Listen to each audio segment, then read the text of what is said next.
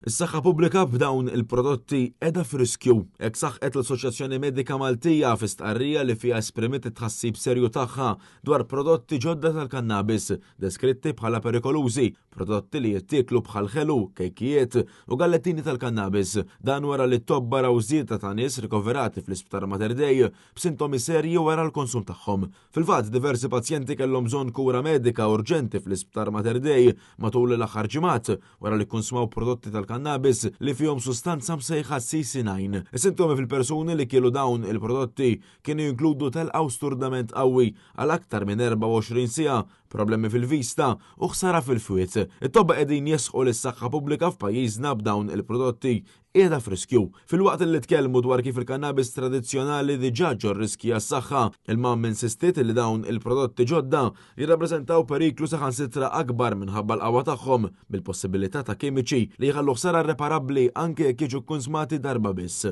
Il-mam appellat lill-gvern sabiex jaġixxu u jieħu l-passi meħtieġa rigward dawn il-prodotti tal-kannabis li jagħmlu ħsara kbira. It-tobba appellaw ukoll lill-ġenituri sabiex joqogħdu attenti dwar x'qed jiġi provdut lil uliedhom anke minħabba l-biża' li dawn huma prodotti li possibilment qed jiġu akkwistati minn fuq l-idejn.